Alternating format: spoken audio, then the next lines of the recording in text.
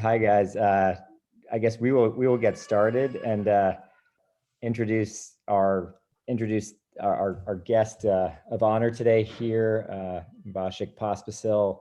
At ICL, we have a commitment to really follow a mission of being able to inspire and educate students to really work towards their goals and dreams, to have a positive impact on the world. And when we invite people that exude, that sort of break the odds and really cover those angles incredibly well. So someone that's been inspirational and, has really understood what it takes to sort of break away, break the mold, achieve your dreams, but also have an impact in so many ways. And Vasek is someone who kind of checks all the boxes and happens to just be a fantastic person in the process. So we have him for a short amount of time, and I just want to say thank you and thank you for being here. And we have a lot of Canadians here and people that have looked up to you a long time. So appreciate you doing this. Of course. Yeah, no, I'll jump in real quick. First of all, everybody, thanks so much for joining. I'm always really happy to do this kind of stuff and share my experiences, and hopefully everyone can learn something or take something out of it. That's obviously the goal. Unfortunately, I only have about 38 minutes right now, but sometime down the road we'll do another call. But just for a little bit of context, everybody, on this call, my connection with Kirk, and he's a great friend of mine, and they're doing a really cool project which I support, and I really encourage you all to kind of listen. After we do our Q&A here, I'm gonna have to jump off, but Kirk and his team are doing something super cool, which like I said, I'm not a part of it, but I really support it, and I support all of you to learn more, because it could definitely be something that could help you in your dreams. So I'm just happy to be here, and I'm happy to donate as much of my time as I can right now, and answer any questions that the 85 participants might have. So I guess with that, Kirk, you can start it off. I know that we'll be we'll be reading some questions in the chat that you guys can all kind of send in, and we'll go from there. But absolutely, yeah, I think the first thing really is understanding for students that have a dream. When you're pursuing a dream, and we talk about obviously tennis here, I like to go back and start, if you could share your story, and when did you know that tennis for you was more than just a passion, when it became your purpose, and how you then saw that as being what you wanted to pursue for your life, and how you were obviously then able to blend your academics, your training mindset into that. So just take us back to sort of a 14 or younger Vasek making that sort of decision. Yeah, I mean, it was pretty early on. I was quite young when I kind of felt that tennis was going to be my focus and my work. I mean, I always enjoyed it, but it was, I don't know what age I would say that it was just the primary focus. I mean, I was and I think in some ways maybe it had to be where I grew up and where I came from, in a small town, hockey town, very little tennis, no coaches really, just my dad, super passionate, smart guy, learned all about technique and was learning about the sport. And I think I was probably, 10 years old, probably even younger, maybe 8, 9, where it was, it felt like my mission was to be a professional tennis player. And obviously some of that was influenced by my parents as well, and my dad specifically. But of course school was also always important. And I homeschooled to be able to give myself more time on the tennis court, and more energy to focus on my real dream. But I obviously kept the educational process kind of in parallel with that, and going back, there's obviously things I would have done differently for sure. Or not things I would have done differently, let's say. I mean, you know, knowing that, yeah, always, there's always things that you learn and would do differently, of course. And, but that's it. That's the learning curve, right? You're always learning, even at 31, I'm 31 right now, and I'm still learning a ton, of, Well, you know, my career and stuff. So I think what's so fascinating about you as a player is that because you had that focus, sort of well-roundedness, where education, you're a curious person by nature. When you meet people, when you know, you're interested in business and in people and in how you can help people. I mean, one of the greatest things you know, how do you think that combination, because to become a professional athlete in any capacity is something that takes, you know, the utmost dedication. And I guess, you know, was it your parents that drove you, or, you know, what are some of the things that, you know, you may have learned from that allowed you to have this perspective, and maybe allowed you to also make your biggest jumps in tennis? Maybe you can take us back to sort of your tennis career, and what were those things that really sort of motivated you and allowed you to get to those different levels? just generally, like, what were the, Yeah, if you okay, go sorry, back, yeah. yeah. So I think the real questions are, you know, when, you know, a lot of people can play, a lot of people train hard.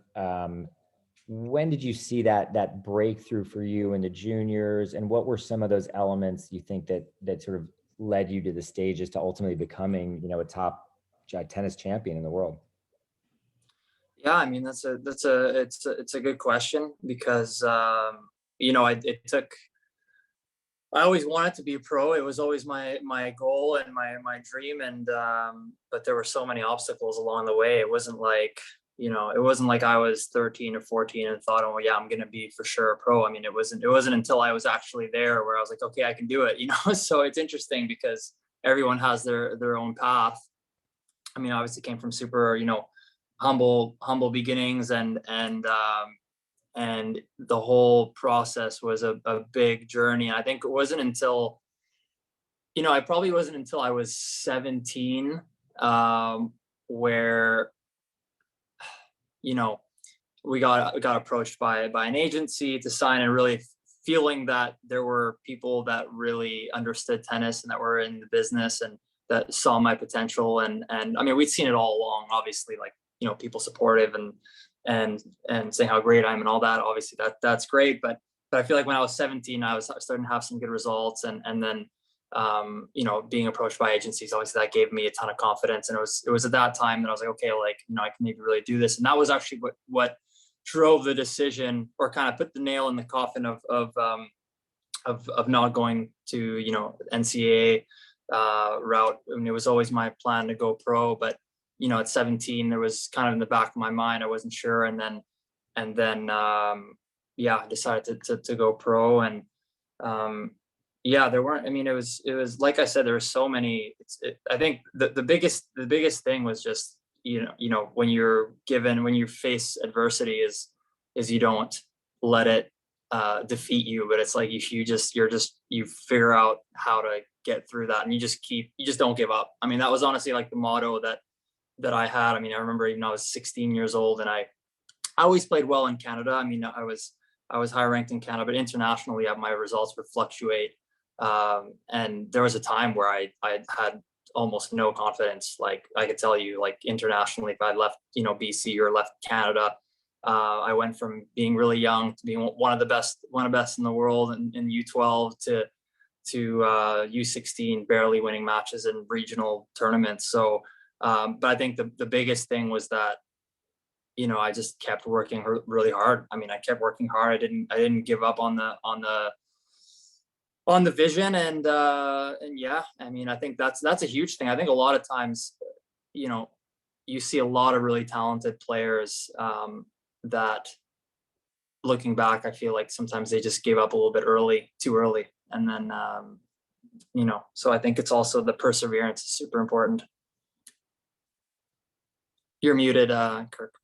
Well, I think, you're hitting on those 6 Ps that you and I've talked about, what, ICL is based around, which is taking your passion, creating a purpose, and then a process, right? So, a lot of times the questions come in, what is that process, how you do it, and then the perspective you get. So someone like you coming in, a lot of times there are a lot of students on here, but also a lot of parents on here, that where a student has a dream and a parent doesn't know, their role, how to push. So we've already gotten some questions, did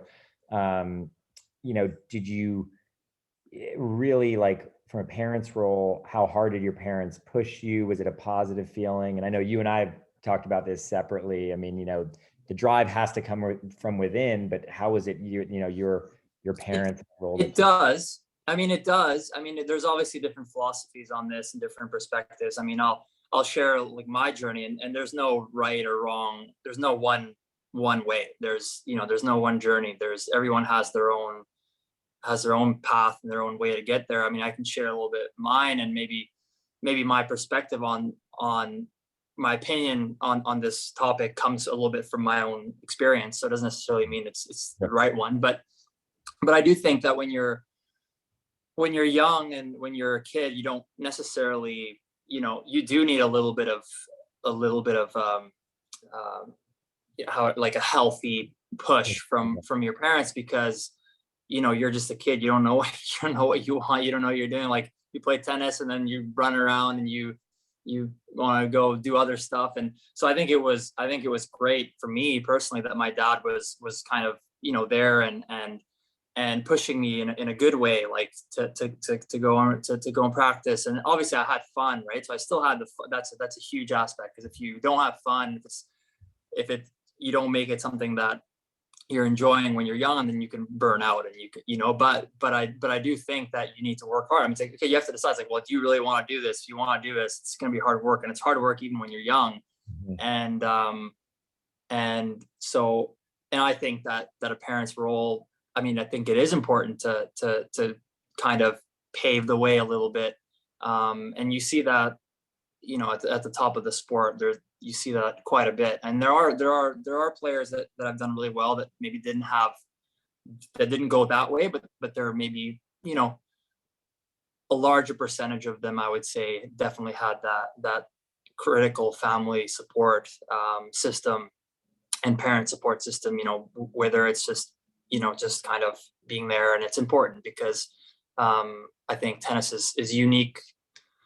It's a little bit of a unique sport where there's so many variables that you need to kind of develop at an early age, and versus some sports where if you're an amazing athlete, you can start when you're 13, 14 or 17 and still be successful. Tennis is a little bit different, where you need to start young and developing those things. So in short, I'll just say that I do believe that a support system is super important to be successful in tennis. Which is great. And you mentioned an early start. How old were you when you got started? I started when I was 5. So I started when I was 5, and I was doing running drills when I was 6. Exactly. So, or maybe when I was 5, I should say, probably when I was 5 already. I mean, I was when I was 9 years old, I was fortunate that I was having great results. But results aren't important at that age. Yeah. I mean, having, or I won't say that, having great results when you're under 12 or even under, it's not important. As long as if you're working hard and you're working the right way and you're trying to develop your game, that will then, win matches for you when you develop and your body grows. And I mean, I know so many juniors and there's so many, there's countless. I mean, that were great, were amazing junior players. And then just, as they got older, they actually just weren't able to maintain their ranking at the level, and you had tons of players that were not very good when they were, in terms of results, right? When they were super young, but they stuck with it, and then they've ended up being so there's no, like I said, it's like the only rule of thumb here is that if you have your goal and you have that you're doing everything you can to achieve it, and then the results become more important when you're in your late teens, I would say. That's when it actually starts to be a little bit, 17, 18, a lot more important to win. You need to win, right? That's at the end of the day, that's what you're trying to do. But at a younger age, it's just more important to develop with the right coach, with the right environment, learn, all aspects of the game, the staying healthy, fitness, the mental side, everything. So. Did you always enjoy it? I mean, I think, a lot of parents ask me about burnout, how not to burn out their kids, and also, staying positive, because working through the losses gets tough, right? You actually learn more from when you lose in a lot of ways, but it's tough. It's tough to mentally be able to focus and keep your mind positive. Were there any things that you did or you remember or coaches said to you or you mentally said to your parents that sort of kept you moving positive? Because you mentioned you did have a dip, right? Like when you're playing international, like, was there anything you felt helped you overcome that you would advise on the mental side? Or I mean, I think maybe what is helpful to know is that,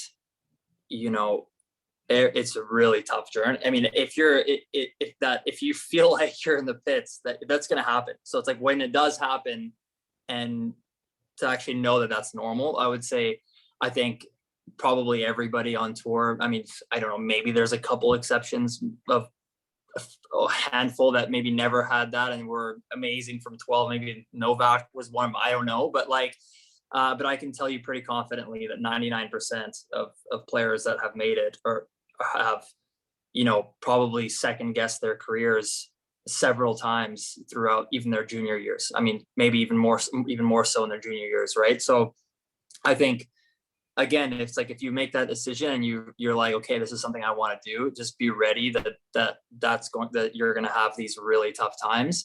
And it doesn't mean you have to premeditate. It doesn't mean you have to, okay, I'm gonna have a tough time and then you bring it on. No, just okay, like you try not to, and you enjoy it and you work hard and you try to get there. But if it comes, just know that that's just part of it. That's part of the process. And then it's funny, the other thing is like always when you feel like things couldn't get worse, and this is like, oh my gosh, this is terrible, and this is where it's like that's kind of the time where you get through that. It just happens consistently, even at my age. It's like right around the corner, it's like there's like a high, or there's suddenly it's like everything is going great again, and it's like, oh my gosh, where you think like it can never turn around, it does. And so that's I think you just have to have that kind of that mindset that, again, it just comes down to, okay, if this is something you want to do and you decided that, then you give it a go and you don't give up when the going gets tough, because that's just, it's always going to get tough and that's life, right? So that's all I would say. That's really positive. I mean, it's kind of summarized, like you can't get around it without the hard work, but there's always another day and, another tournament. So there are always going to be highs and lows. And I guess it's how do you capture and maintain those highs? Because now we're getting into, people are feverishly typing questions in. So we'll do a little speed dating because they're all somewhat kind of similar. So we'll do it kind of fast, but well, first of all, Grand Slam, favorite slam or we'll do favorite slam and then favorite tournament outside of slam. So now you're reading the questions, right? From the thing? Yeah, I'm gonna okay, just cool. kind of go through them and then and kind of I may, because some of them are similar, I may combine them, but I'll just ask you and I'll just take care of all the asking. But yeah, so we have Abigail. My favorite slam. Yeah. Okay, my favorite slam is Wimbledon. I would say Wimbledon with US Open. They're two because they're so polar opposite, so different. I mean, Wimbledon number one because of just it's a totally unique feeling when you step on the Wimbledon grounds, and it's hard to describe. You have to kind of experience it. It's super cool. It's just so different. The tradition, the history, the attention to detail. It's super cool. And then US Open, because of the atmosphere, it's just super electric, and you just feel like it's a big party, and everyone's just having a great time. And it's entertainment. That's all. So I would say Wimbledon 1 and US Open 2 are my favorite slams. Love it. And favorite player, anyone you like to emulate when you were young? I did not actually. I was actually not one of those guys that emulated a player, and I think it. I mean, my favorites were Pat Rafter and then Federer. When Pat Rafter was my favorite until Federer came along, which I was like 12 years old, I think, when Roger came onto the scene. So then it was Roger, and obviously I didn't really emulate, you know, any of those players technically with their technique or anything. I mean, no, I mean, my dad was my coach, and he was reading tons of magazines on coaching and reading books and whatever. So what he told me on the court was what I did. So it was like, if he wanted me to emulate a player, then I probably would have, but we never really did. So we just kind of did our own thing. And again, technically, you know, with a technique, there's fundamentals that are crucial, but it's not like you have to have identical strokes to somebody. As you can see, everybody has totally different techniques, little things, but there are some fundamentals that are absolutely crucial in all strokes, right? But so it's interesting. We now have a bunch of questions I'm going to bundle together on the mental side. I mean, we have some physical ones. There's some specific ones about kind of your game. And I guess the quick one is, because from Eddie, I was going to try to bring them up on screen to let them ask, but how do you lengthen your ground strokes? how do you lengthen your ground strokes in terms of depth? Is that the question? I guess so. I guess we would say lengthen, maybe just get out longer. But yes, how do you get more depth on your ground strokes? I mean, you happen to be a player that hits very deep and pushing back. And is there any secrets? Yeah, I mean, it's interesting, because it's like, this is a question that you know, you'd have to kind of like, every player is different. So I could look at a player's technique, and there would be something I would see that I would be able to say, okay, this is the reason why you're hitting short, and it might be different for somebody else, right? So it's difficult to just say one thing. I'll say what I think about to hit deep, yeah. But again, it might not necessarily apply to anybody else in this chat, right? It's to my Totally might be it's a total might be able to in the preparation. I might, right? So but I mean, for myself, I know that, you know, I just try to kind of extend the arm forward through. I mean, the other thing that I do, which I know sometimes I'm trying to change a little bit, is sometimes my preparation goes too high and then low. So the quick way to answer this is just that it really just depends on the individual player, because everybody's going to be hitting their stroke differently, and there's more ways to hit the ball short, which means there's more ways to fix or help certain strokes. So tough. I know I didn't really give a clear answer to that question. That's a tough one. And that's the thing about tennis, right? I mean, each person is so unique. So there's not necessarily a silver bullet for everything. So, you know, we are going to now enter the realm where I think you are particularly strong at, just in knowing you both as a friend, as a human. I mean, your focus and dedication and drive is unbelievable.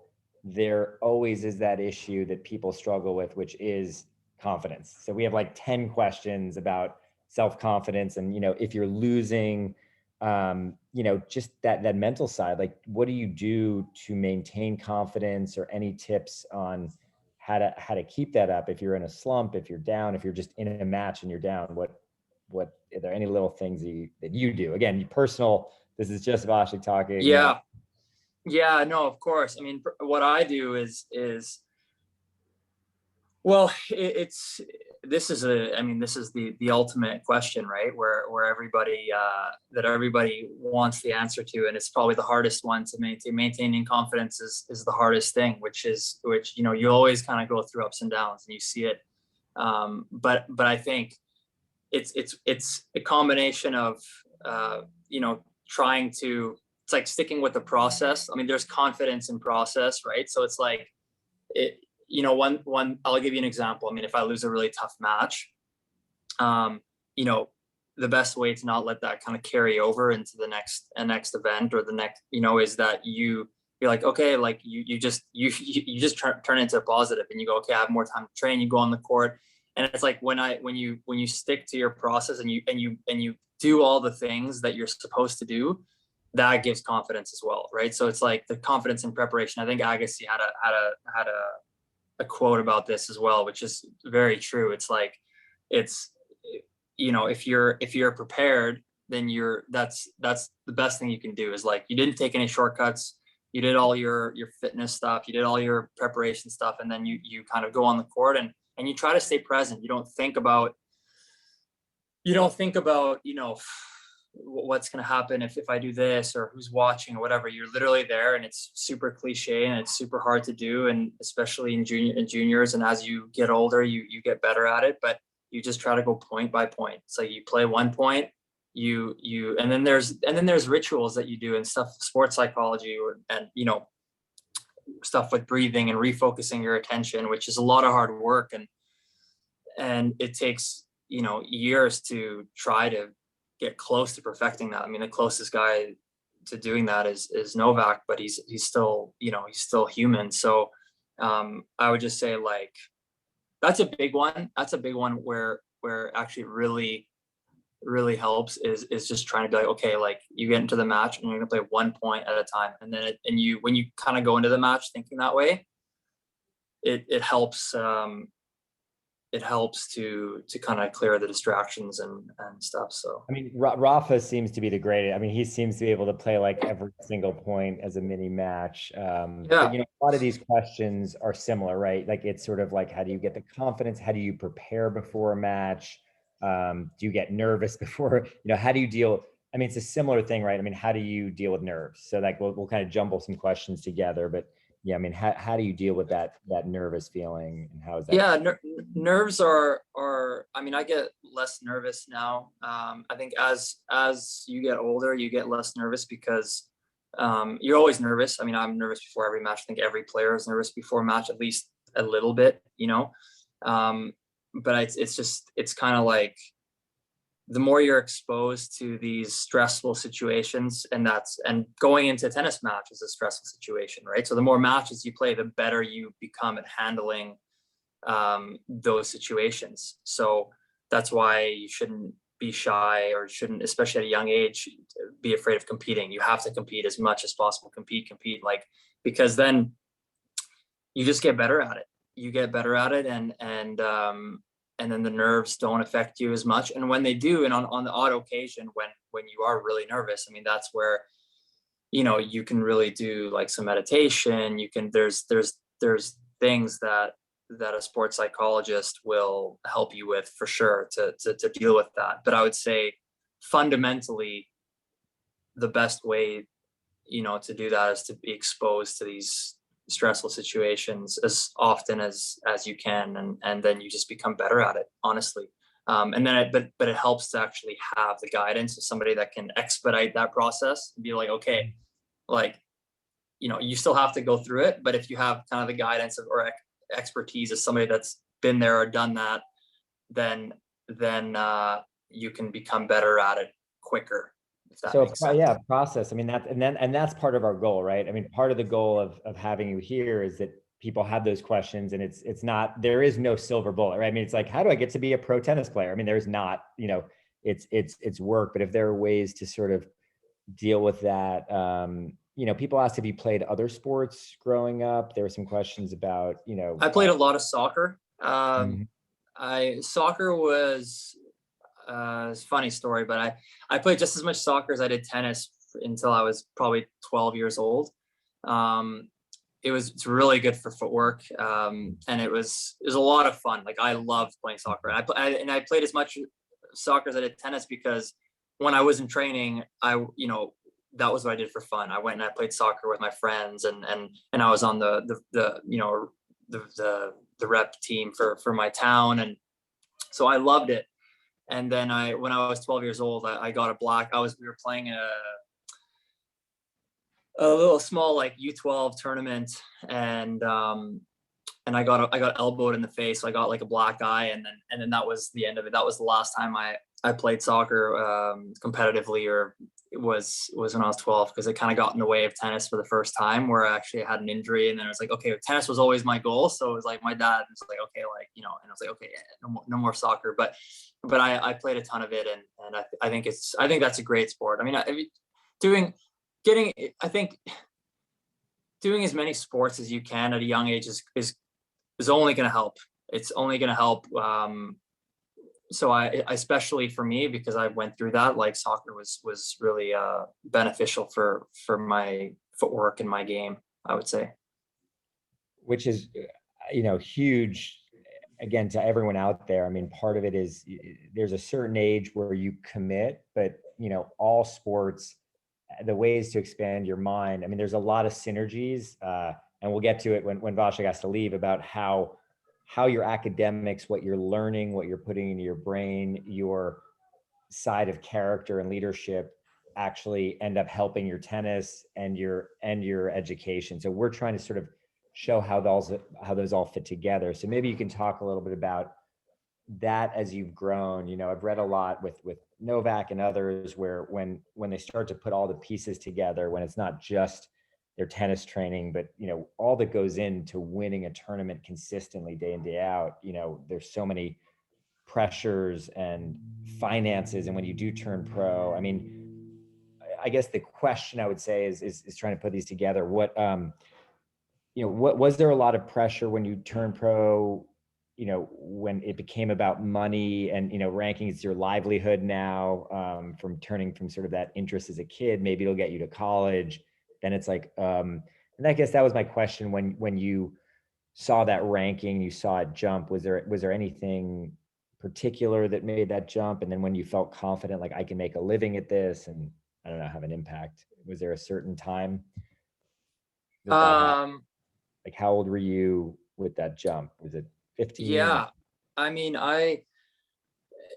it was really, my first year out of junior, when I juniors, I mean, I was 19. I kind of grew into my body a little bit. I was tall, lanky. I mean, on my game, I mean, I was better at doubles and singles when I was in juniors, and just because of my build. And then when I was 19, I suddenly started getting muscle and my legs got stronger, and just like I just kind of grew into my body, and then I started doing well at futures, and I suddenly felt like, okay, like this is happening now, and I can really do it. And I never felt,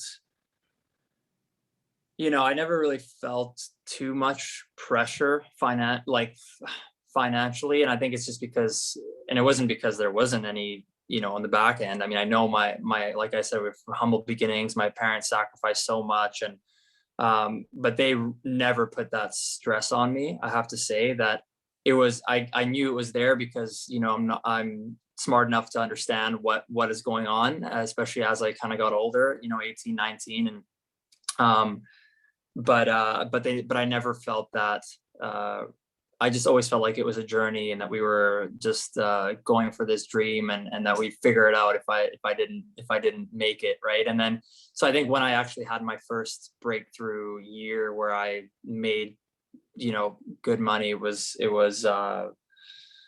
yeah, I mean, I wasn't until I was 20, in my early 20s.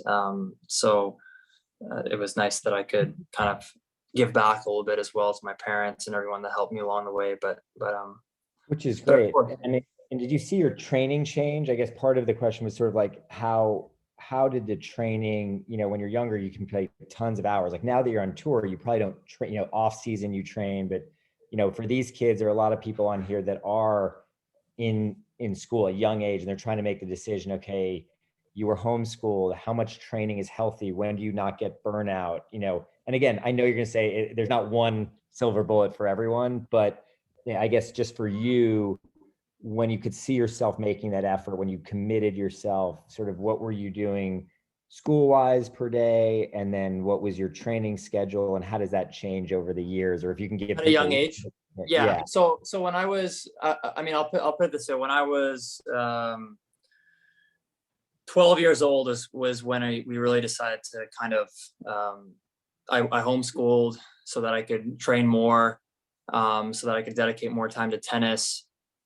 Even then, but I started getting a lot of injuries actually when it went around that time, which also was not helpful to my ups and downs at that time. And I mean, I was probably training, maybe 2 hours a day. It's not like I was on the court for 4 hours. But again, it could have also been, I'd have to go back and think, because it could have been, I was quite injured, during that time for 2 years until I was 14. Had a bad knee issue, and then I was having a back issue. I mean, I started doing fitness around that age as well. When I was 12, I started going like 3-4 times a week to the fitness trainer. But times are going forward. We're moving forward now, right? Like it's, that was 20 years ago. I mean, that's crazy to think, right? But that was 20 years ago. So now everything is getting so much more competitive, and it'd be interesting to see, because I haven't been exposed to that environment, of training camps of 12-year-olds these days. I mean, I'm in my world right now, which is, I do everything I can, but I'm old enough to be able to A, know how much I need to do, and B, be able to kind of manage a big workload, right? And I know myself, and I know when I'm getting close to burning out. And so when you're young, it's tough. I think it really helps to have people that are really experienced. Excuse me, guys. Really helps to have people experienced working with your son or daughter, or if that goes a really long way, because that's huge. That's everything. I mean, I think if you have, if someone you're working with has done it or has produced it, then they can also help kind of guide that process, and being able to know what's too much, what's not, also based on how you're training, what you're doing. I mean, if you go and you're on the court and you're running side to side for 2 hours, it's very different than just kind of being on the court and not really running that hard or whatever, right? So it's all relative to how you're spending your time as well. Like I probably couldn't even spend more than 2 hours, because when I was with my dad, like we were doing tons of running drills. Like it was, so it wasn't like I was on the court for 6 hours, but when I was on the court, it was very efficient. It was like, okay, like we're going to get better. And it wasn't like, okay, you're on the court, that's great, just hit the ball around. Like that's the other thing, is you got to be really efficient with your time and make sure you maximize, the time that you spend on whatever it is, whether it's tennis or fitness or mental. Like, so that's kind of how it's evolved to now. And I know, Kirk, you're going to ask me a question. That's kind of how it's evolved. No. Yeah, I was going to Yeah. actually be efficient in your time. I don't want to take too much. I appreciate it, because we will, but thank you for doing that. But yeah, no, I'll let you kind of wrap up and do that, because you are so efficient, and we have a lot more questions. I'll try to take it on, but if you want to kind of summarize. No, yeah, no, I have 3 more minutes. I mean, but I do unfortunately, this is how my life is these days. It's like on the minute. Like it's crazy, because I hate being late for meetings and other stuff. And I do have one in 22 minutes, but yeah, I'm happy to answer a couple more questions. I know sometimes I ramble a bit. I feel like I need a 2 hour call to kind of get into everything.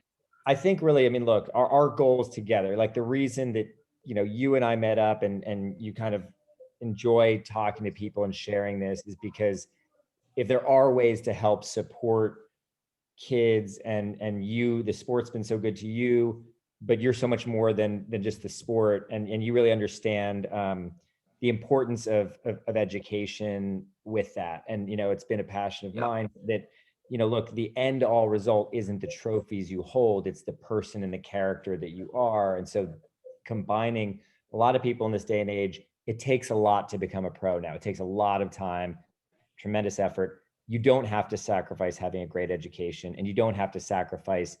No, you don't. And I'll jump in, and I would almost say that, I'll give just a bit of context how, I had an amazing, let's say, the comeback year. I had surgery, and then I had a great year. Actually, I was, top 30 in the race, but I ended up being 60 in the rankings because of the COVID, the way it was. So I had an amazing year after my surgery. And one of the things that actually really helped my comeback was I had 8 months off the tour.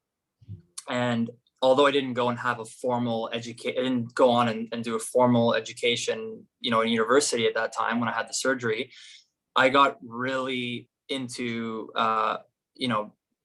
being entrepreneurship and business. And I was learning, and I kind of always had this idea that after my career that I'll be successful in everything that I do. And that's all great. And that's great. And, it's a great in theory. But I think when I actually was injured and I got to spend a little bit of time trying to get involved in business. And I saw that I could actually do it. And it gave me this confidence when I came onto the court after. And I'll tell you why this is important in terms of education, but I felt much more balanced as a person. Cause I was like, hey, you know what? Like if this tennis, like if I suddenly the match that I'm going into, it's not life or death. It's like, okay, like if I have all this other stuff going on in my life that will be great and can be great when I'm done with tennis, or even a little bit while I'm in tennis, obviously, right? But you still want to keep your 80% focus on your drive. But why this is important is I think balance in your life is, and this is something that I learned, and this is something I wish I honestly like, and this is complex. It's not like, but I wish I had known this at a younger age, because I was so in my 20s, I was so like tennis, and that is really important. I will tell you, it's super important to be driven, but it's when you have balance in your life and you have other things, and education is one of those things, right? Or it does make you more complete and more at ease when you're on the court. And I experienced that, like I said, after my surgery. I was playing mentally some of the best tennis and physically as well, but the year I came back, and it was largely because I kind of expanded my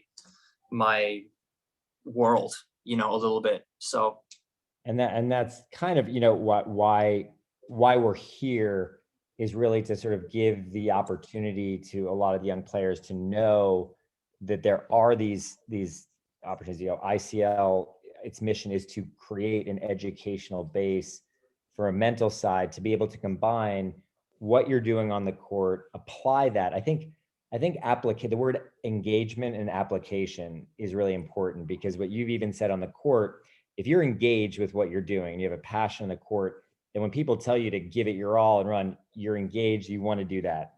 The application is to understand the why. Why does this affect me? If someone just tells you to go run crazy, you apply that. So I think that engagement application is really important. So, I guess, absolutely, and I know you do have to run, but I guess if I there do. is, yeah, no, and I know. I mean, I'm going to try to answer some for you. There's Yeah. so many questions here. It's like unbelievable.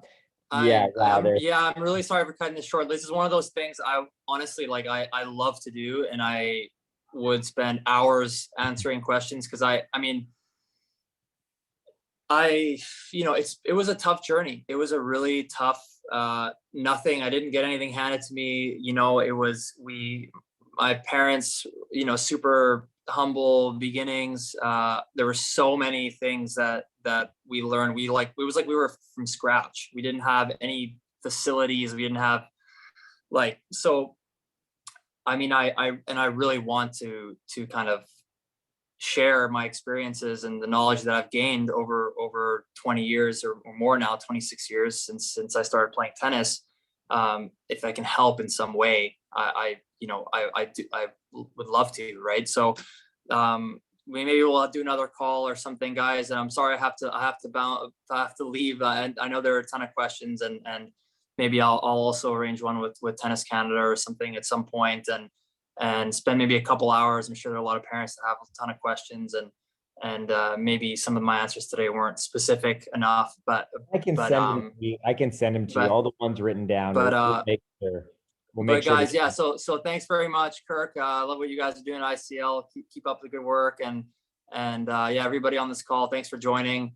I'll do another one with Tennis Canada at some point soon, and dedicate more time. And what Kirk and ICL are trying to do is really cool, and it can definitely, I think help kind of fulfill your dreams. So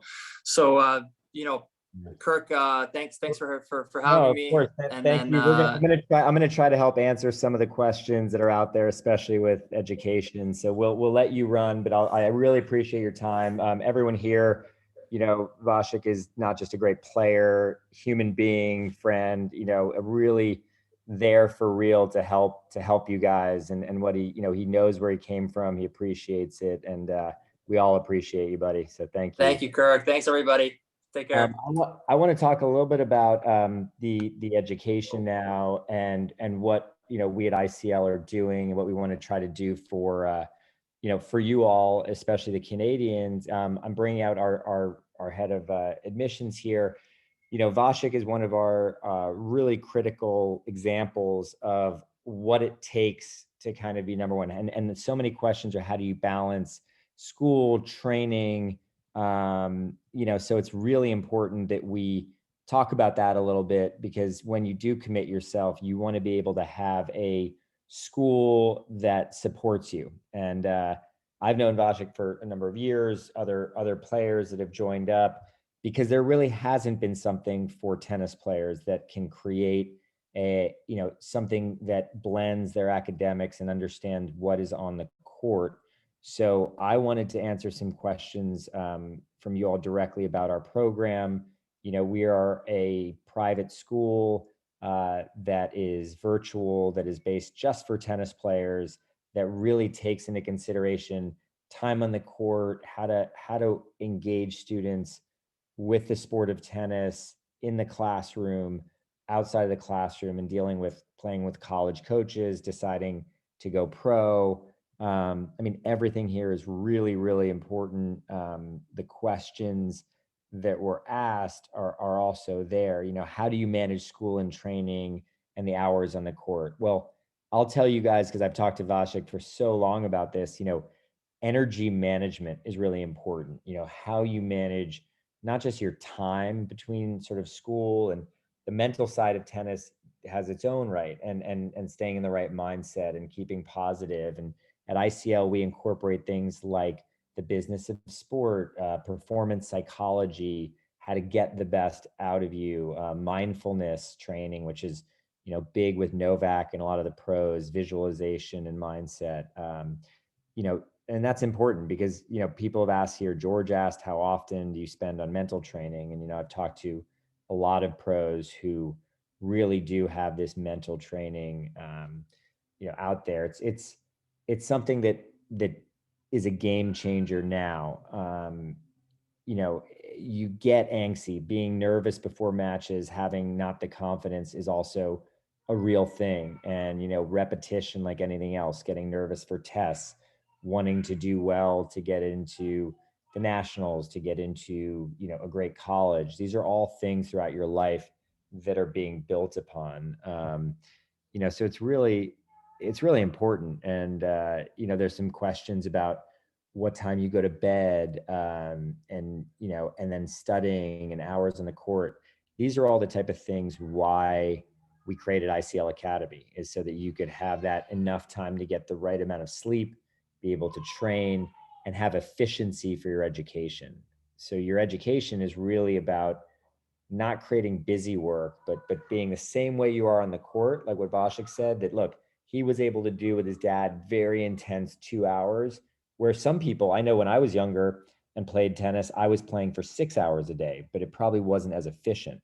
So the same way we approach online learning, you don't need to just do busy work. We want to create ways for you to be effective and efficient in how you do that. So the process is really big, and we at ICL want to be there to help you, because it's there's so many questions here. There's a question from Kate about kind of what it's like when you're sort of a prodigy, and people feel judgment. And I will say that is a big part of why we created ICL Academy, because everybody at the academy has the same goals. Everyone's competing internationally. The concept of being great at something, it's within yourself, because not everyone can be Roger or Novak or Rafa, but everyone can be the best version of themselves to really be able to achieve, because you have to train like you want to become Wimbledon champion. And you may only end up playing in college, but you might get a scholarship to go to college, which may open you up to a whole world. I found in my life, with some of our other champions, Monica Seles, Tommy Haas, Novak, it's all similar. They all feel that had they given more time to their education, it makes them more well-rounded. They actually thought they could do better on the court. So we came here to you to chat about giving you that option to help you join a program kind of made for you with ICL Academy. And I wanted to see if you wanted to type in any specific questions. I wanted to share our screen. We're at iclacademy.org. We'd love to chat with you about any questions you have. School's starting soon. There's a big discussion about what do you do with your time and how do you do that. So we're here to help alleviate that and be partners, to be able to do that. So want to see if there are other questions on that. Let's see there. I'm going through there I a was lot. gonna say, Kirk, I know there was one. Let's see. Oh, stats. Talking about Division I. Do you have some stats on what majors top junior players choose? It seems like electrical engineering. Yeah, it's interesting I actually love that. talking to players, being around tennis. I will say it's an amazing community. Everyone from bankers to businessmen to entrepreneurs, the mindset and engagement we talked about, the tennis mindset to be dedicated, what it takes as an individual athlete to be really great at tennis. You can apply that into the real world, into jobs, but that's why the education is really important and why learning about entrepreneurship young. For Vasek, it was, in his late 20s.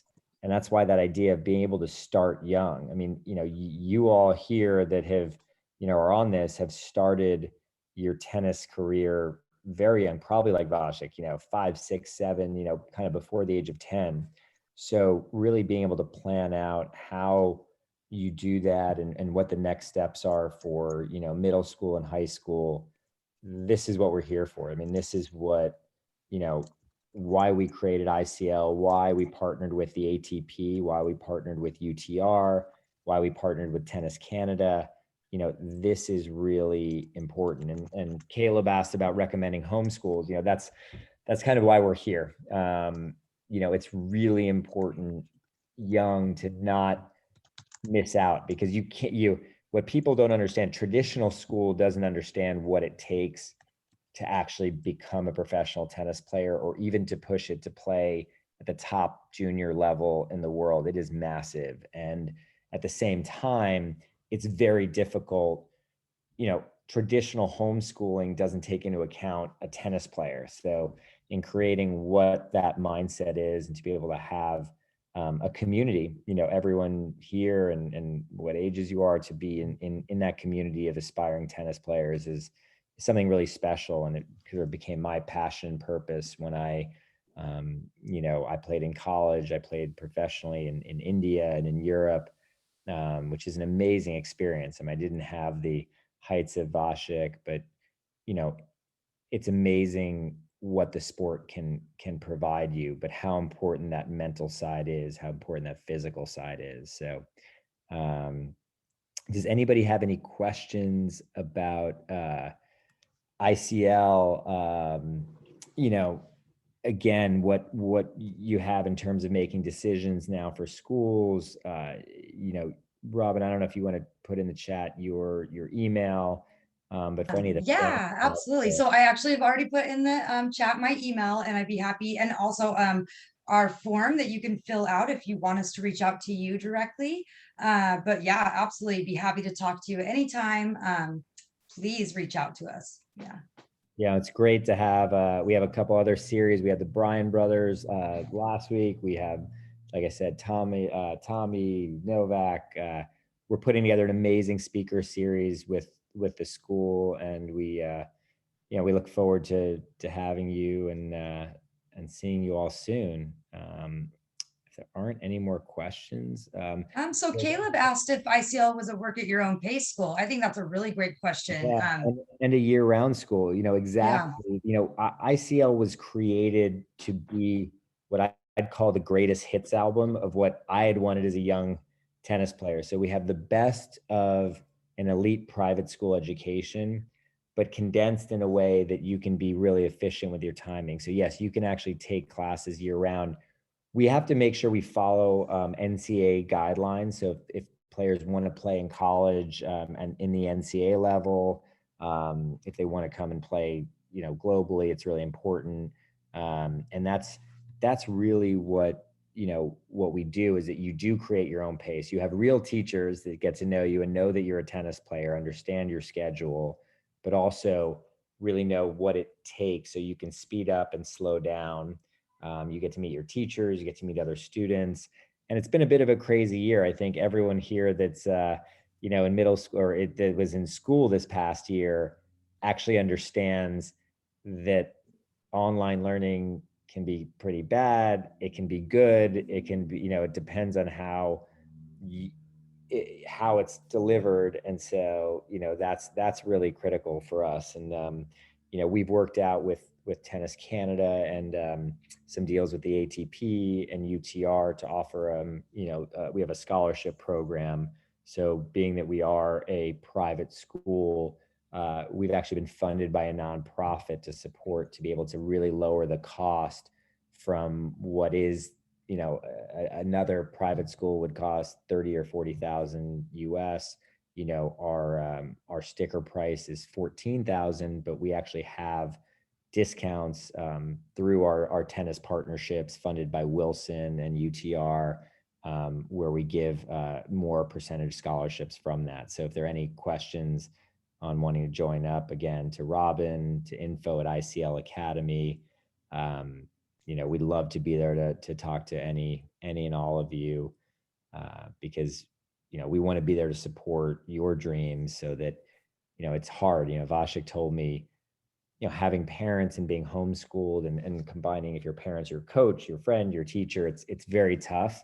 So to have a school that actually understands what it takes to be a pro tennis player or to really be the best is really critical. So, and for the parents too, right? To have parents that understand the dedication, and because, yes, we're a community. And so the students get to interact, but also the parents get to interact. And I think it's nice for them to have that support and have that community surrounding them, the teachers, the parents, administration.